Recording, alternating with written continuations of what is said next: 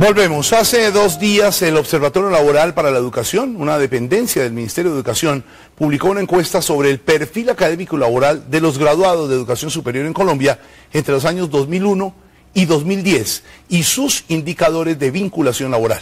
Dentro de estos indicadores, la encuesta indagó sobre las carreras que más estudian nuestros jóvenes.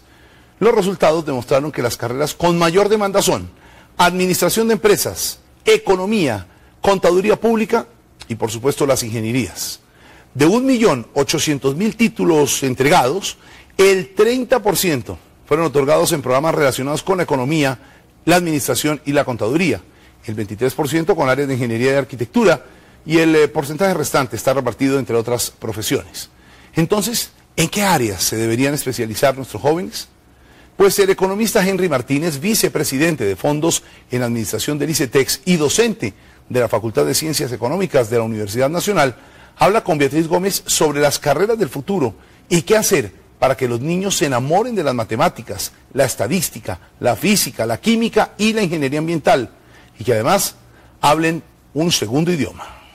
Beatriz Gómez entra al radar. Vamos a hacer un pequeño ejercicio, vamos a tratar de pensar para qué le sirve a Colombia el hecho de que ya sean 3 las agencias internacionales calificadoras de riesgo que le han concedido al país el grado de inversión. ¿Qué podemos hacer con eso? Creo que hay un conjunto de oportunidades muy grande, creo que hay un nuevo abanico de inversionistas y nuevos sectores en los cuales Colombia puede llegar a lograr un grado de desarrollo bastante significativo e incluyente para muchas personas. Muchos colombianos quisiéramos pensar que tenemos proyectos enormes, grandes, importantes, que le permitan al país crear mano de obra, crear riqueza, que le permitan al país salir de la pobreza y competir en el terreno internacional.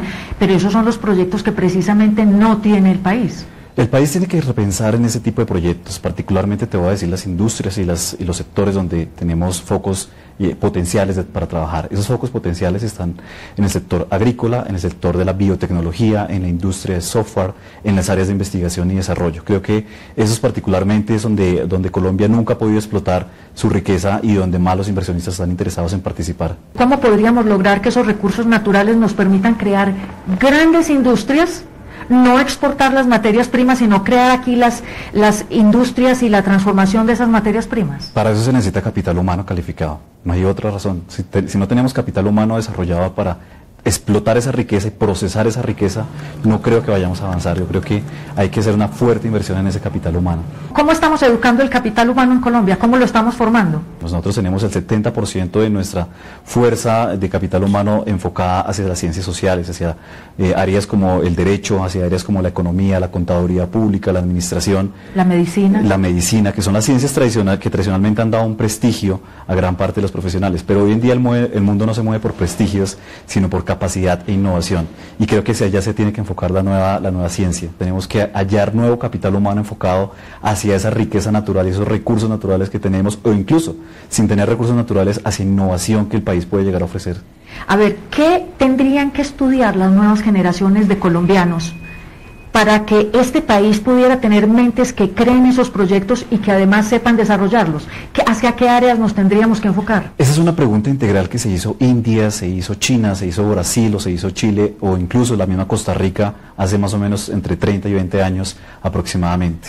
Y la pregunta no la tenemos que hacer nosotros. ¿Ellos qué hicieron? Ellos hicieron prácticamente un planteamiento de estrategia a 30 años, que querían producir en 30 años, que querían exportar en 30 años y con base en eso comenzaron a formar una generación de genios. Pongamos un caso, India, software. Así es. ¿Y cómo educó a sus niños? ¿Cómo educó a sus generaciones de estudiantes? Indiscutiblemente hay una apatía por las matemáticas. Yo creo que lo que hizo India fue eso, volver las matemáticas algo muy bonito, muy hermoso. Un juego, enamorar a los niños de las matemáticas. Labores totalmente lúdicas hacia las matemáticas. Y hoy en día esas labores lúdicas se traducen en doctorados, en ingeniería, en software, en geociencias, que logran desarrollar gran parte de la industria de software, no solamente de India, sino a nivel mundial. Hoy en día el proveedor de software es India.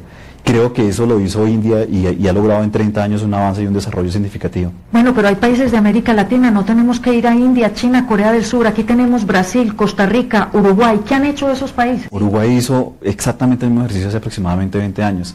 Dijo perfectamente, yo puedo ser en América del Sur el proveedor de software y capacitó ingenieros. Hoy en día la mayoría son PhD en ciencias matemáticas y en matemática informática.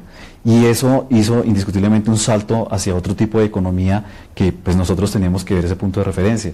Y todo comenzó con una labor lúdica. Volvieron las ciencias puras unas ciencias fáciles de entender. Creo que la labor educativa que se hizo ahí fue muy importante. Bueno, también sería importante decirle entonces a los padres de familia que nos escuchan, ¿qué carreras deberían poner a sus hijos a estudiar? En mi parecer, creo que las matemáticas, la estadística, la física, la química, la ingeniería ambiental, creo que tienen un desarrollo muy importante. Hay un déficit significativo de matemáticos. La sumatoria de esas ciencias que te estoy comentando no llega a ser más del 4% hoy en día de las personas que estamos capacitando en educación superior. Si logramos por lo menos aumentar al doble, al 8%, yo creo que el país tiene una nueva fuerza laboral que puede abrir industrias e incluso atraer capital extranjero con esos grados de inversión que estamos obteniendo. ¿Qué porcentaje de la población habla una segunda lengua? 3%, 3 de cada 5 colombianos están hablando... 3 de cada 5 colombianos hablan una segunda lengua. Y es el idioma inglés, exactamente. ¿Eso qué problema nos plantea? Llevamos 20 años de globalización económica, 20 años de oportunidades gigantescas que tenemos a nivel mundial, 20 años en los cuales solamente hemos pasado del 1% al 3% de la población colombiana que habla un segundo idioma. Yo creo que esa tasa de crecimiento tiene que ser significativamente mayor en los próximos años. ¿A qué punto tendríamos que llegar para que verdaderamente nuestro recurso humano sea competitivo a nivel nacional e internacional? En mi parecer son 2 puntos los que hay que trabajar. La primera meta es lograr, ojalá, una mayor población de que estudie ciencias puras. Ese es el primer avance que podemos llegar a tener. Yo creo que por lo menos el 40 o 50% de nuestra población que ingresa a la educación superior debería formarse en ciencias puras. Disminuir las ciencias sociales como el derecho. Y la segunda meta es que el idioma inglés, o por lo menos el inglés, lo debe hablar por lo menos la mitad de la población. No hemos logrado que ningún gobierno defina en qué puede ser competitivo Colombia para meternos por ese sendero que verdaderamente nos ponga en el terreno mundial, en el terreno del crecimiento y en el terreno de la competencia. Yo creo que es una estrategia integral. Tiene que ser gobierno, sector privado y la academia. Los 3 tenemos que reflexionar en ese sentido. E indiscutiblemente debemos reflexionar hacia qué productos vamos a producir. En mi parecer, la manufactura debería enfocarse hacia las regiones costeras y la industria de servicios debería enfocarse hacia el interior del país. ¿Por qué? Por nuestra topografía colombiana y nuestra infraestructura. Esa es una meta de muy corto plazo que es ambiciosa, pero que se puede llegar a lograr. Y la segunda meta es indiscutiblemente que tenemos que buscar nuevos mercados. Nosotros nos enfocamos siempre a 3 o 4 mercados naturales. Creo que el mundo tiene hoy en día cerca de 195 países que nos están esperando con nuestros productos. Y le doy un producto particular. Nosotros no exportamos nuestra cultura. Creo que es un producto que podemos llegar a exportar perfectamente, pero se necesita una industria pensada como tal. Hablamos de una segunda lengua que debe ser el inglés, pero por ejemplo en Europa ya los jóvenes estudian como segunda lengua el mandarín. Aprender mandarín son 7 años esforzándose. Europa lo primero que logró es no solamente hablar mandarín, hablan 3 o 4 idiomas si tú vas a Europa las personas. El mandarín es simplemente complementar su cultura. Obviamente China le llama la atención por ser ya prácticamente hoy en día una potencia económica mundial, es la segunda potencia económica. Pero en el 2025 ya es la primera potencia. Va a ser la primera potencia indiscutiblemente. La pregunta es si nosotros ni siquiera hablamos un segundo idioma, pretender hablar mandarín es una utopía que se tiene que realizar, pero que tenemos que aprender primero con el inglés. Creo que es el primer paso que hay que dar. Bueno, mientras logramos todas estas metas, volvemos al comienzo de nuestra entrevista, ¿no nos sirve de mucho el grado de inversión?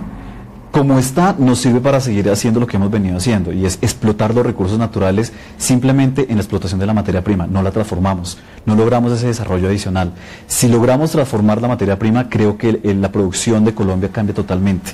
Te cuento algo, Colombia logró su industrialización con el café, pero duramos 100 años exportando café, jamás exportamos derivados del café. Y eso es algo muy importante, nosotros deberíamos exportar muchos derivados del café. Exportamos durante mucho tiempo y todavía lo hacemos esmeraldas en bruto. Jamás hemos transformado esa esmeralda, podemos llegar a transformarla, pero para eso se necesitan geofísicos o se necesitan químicos. Y el país adolece ese tipo de expertos. Incluso en la ingeniería de petróleos o el área de petróleos hoy en día tiene un déficit gigantesco en áreas de las ciencias puras como los físicos o los químicos o los geólogos. Y el país nunca repensó ese tipo de ciencias. Creo que la oferta académica en el país es bastante limitada. Doctor Henry Martínez, muchísimas gracias por aceptar esta conversación con el canal Caracol. Muy amables a ustedes por la invitación.